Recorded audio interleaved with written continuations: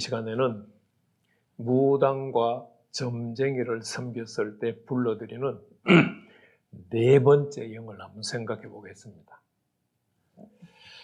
한 7, 8분 정도 찍으려고 그러는데 계속해서 설명이 길어져서 12분, 13분씩 막 이렇게 걸리네요.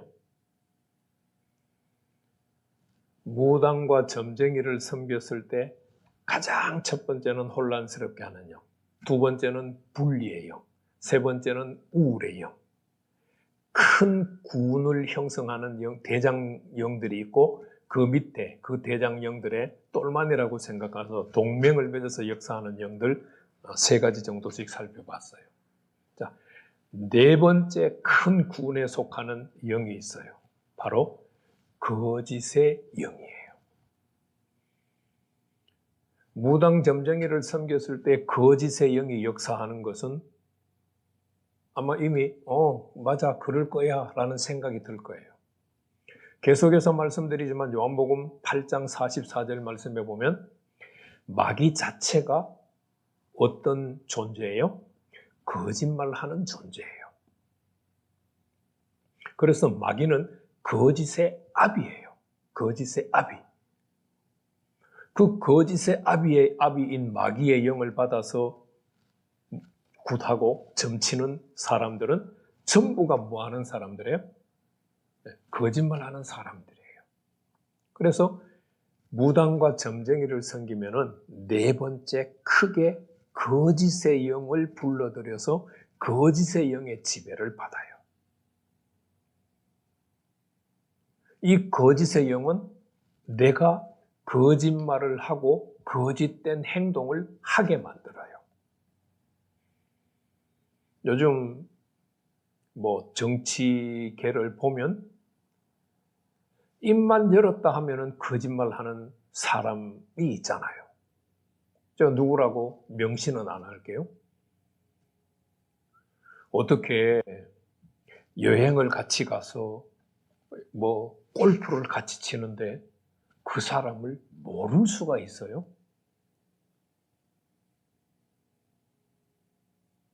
물론 그 사람의 어떤 생각과 삶의 방식과 그 사람의 어떤 목표의식이나 그런 거는 모를 수 있죠. 그러나 사람 자체를 모를 수는 없잖아요. 무당과 점쟁이를 섬겨서 역사하는 거짓의 영을 받으면 그냥 하는 말마다 거짓말이 나와요. 그리고 거짓된 행동이 나와요.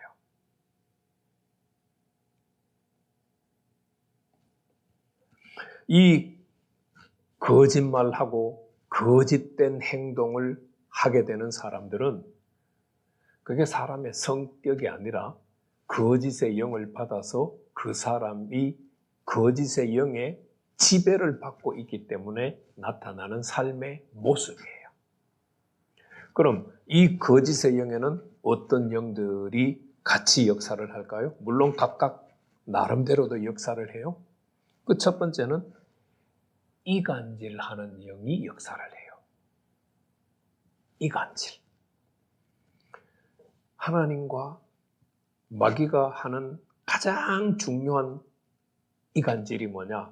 하나님과 사람 사이를 나누는 거예요. 물론 분리의 영의 역사도 하지만 다른 측면으로 표현하면 이간질하는 거예요. 하나님과 내가 사이가 좋아요.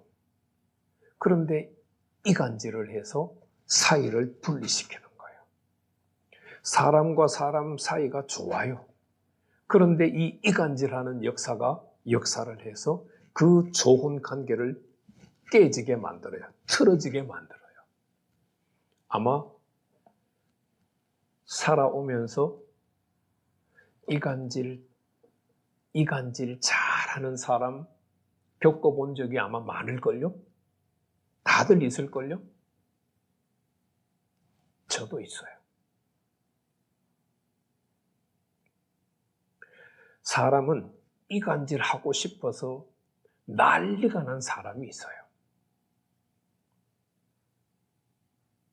그것이 그 사람의 성격이 아니라 무당과 점쟁이를 섬겨서 거짓의 영이라고 하는 군에 속하는 이간질하는 영의 역사를 받아가지고 이간질하는 역사의 영의 영향력을 받고 말하고 행동하기 때문에 이간질하는 말, 이간질하는 행동이 나타나는 거예요.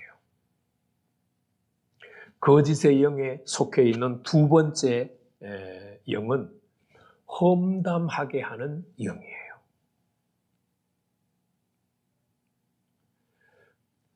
하나님께서는 겸손한 자가 되라고 말하잖아요. 그래서 빌립보서 2장 4절 이하의 말씀을 보면 남을 나보다 낮게 여기라고 말씀하셨어요. 남을 나보다 낮게 여기면은요, 항상 그 사람에 대해서 좋은 말을 해요. 그런데 이 거짓의 영을 받아서 거짓의 영을 받고 그 거짓의 영에 속해 있는 이간질하는 영을 받게 되면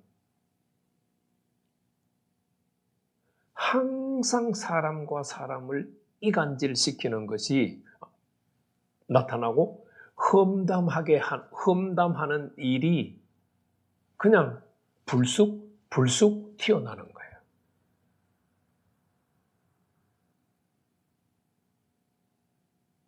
나를 한번 잘 살펴보세요. 나는 다른 사람에 대해서 이야기를 할 때 그 사람의 좋은 점을 이야기하는 건지 아니면 나쁜 것을 끄집어내서 이야기를 하는지, 내가 칭찬하기를 좋아하는지 험담하기를 좋아하는지 한번 살펴보세요. 내가 그냥 험담하기를 좋아하는 성격을 가져서 그게 아니에요. 무당과 점쟁이를 섬겨서 불러들인 거짓의 영과 그 거짓의 영에 속해 있는 험담하게 하는 영이 내게 역사하고 있기 때문에 그거를 즐기는 거예요. 험담하는 것을 즐기는 거예요. 세 번째, 거짓의 영에 속하는 거짓의 영에 속하는 세 번째 영은 거짓 증거하게 하는 영이에요.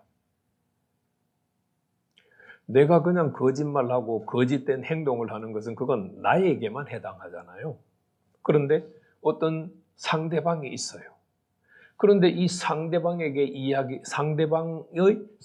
말하지 않았고 상대방이 하지 않은 행동을 내가 했다고 모함하는 것, 덮어 씌우는 거예요. 그래서 10가지 명령의 말씀 가운데서도 한 가지가 있죠. 내 이웃을 거짓 증거하지 말라. 그러니까 이 거짓의 영이 얼마나 무서운가를 우리가 알아야 돼요.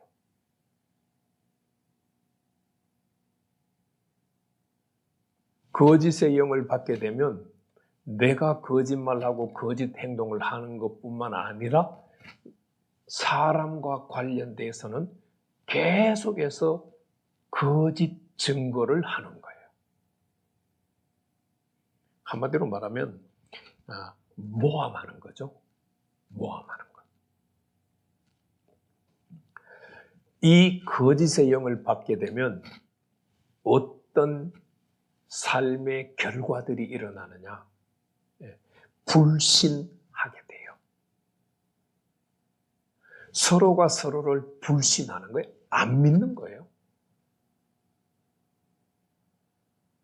그러면은 좋은 관계가 될까요? 불편한 관계가 될까요? 당연히 보고 싶지 않는 불편한 관계가 돼요.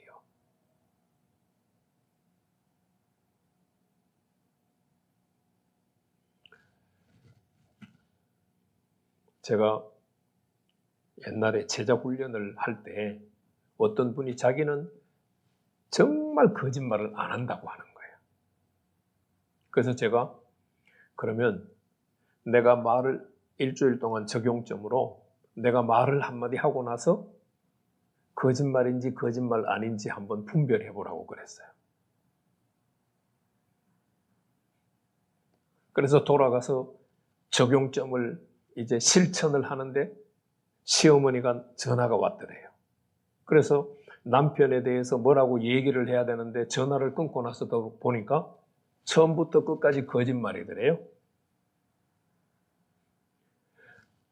남편을 좋게 이야기한다고 이야기하는데 그게 다 거짓말이에요. 사실을 벗어난. 무당과 점쟁이를 섬기면은 거짓의 영이 역사하고 거짓의 영이 역사하면은 거짓말 하는 거예요.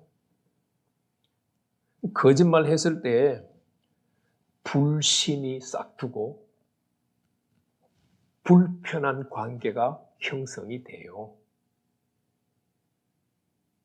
우선 내가 거짓말 한다고 해서 분위기가 좋아진다고? 그게 좋은 게 아니에요.